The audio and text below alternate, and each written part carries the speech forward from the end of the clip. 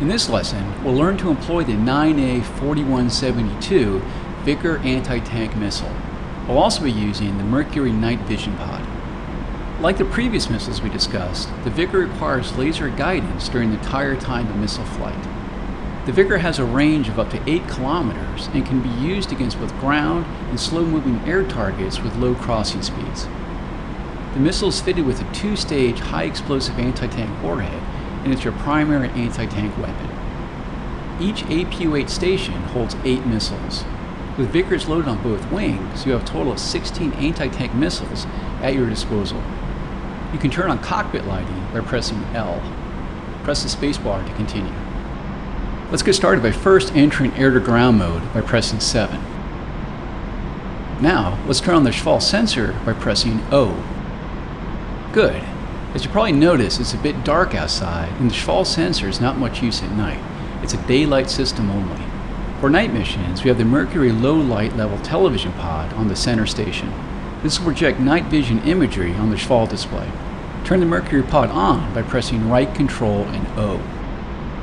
With the Mercury pod now active, you will see LTV on the left side of the HUD instead of TV. Slew the Schwall line of sight reticle on the HUD to the bottom of the HUD to locate the abandoned airfield. At the south end of the 2 runways nearest you, you will see a couple of target tanks.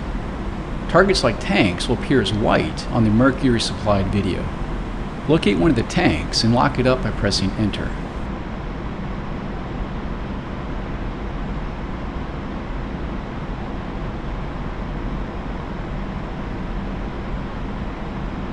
With the target designated, note that you have a unique Vikhr aiming reticle in the center of the HUD.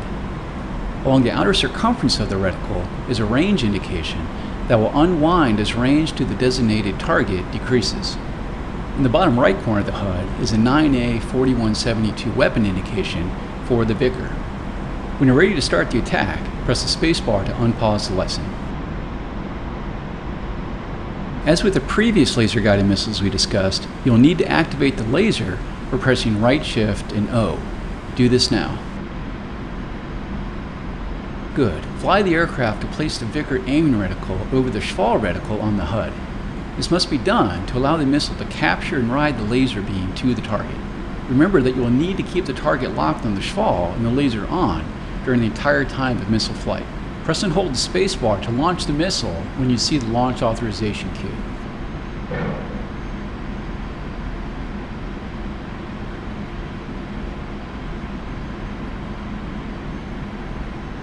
Nice job, one down. With overuse, the laser can burn out, so press right shift and O to turn it off when the missile is not in flight. If you see the LR symbol flashing, it indicates that the laser is shut off and is now cooling. You should not use the laser for more than a total of 20 minutes during the course of a mission. Press the spacebar to continue. We're going to set up for a second attack on the remaining target, so best to fly away from the abandoned airfield to get some separation for the next attack. If you have trouble locating the abandoned airfield again, switch back to navigation mode by pressing 1, make sure en route mode is selected, and select waypoint 1 where the target is located. Head back to the target when you're 15 kilometers from it. Once you do, lock up the remaining target tank and press the spacebar.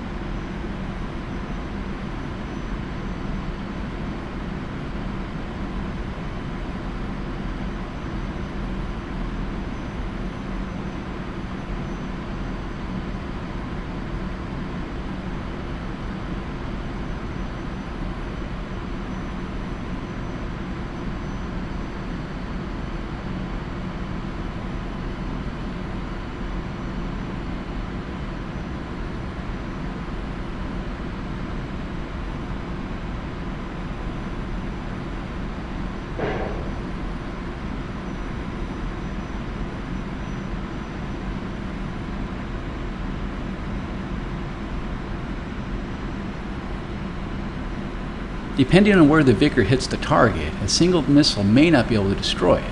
This is particularly true with the frontal armor of modern main battle tanks. In this case, we'll use salvo attack, which will launch 2 Vikhrs at the target. Enable salvo mode by pressing left Control and V.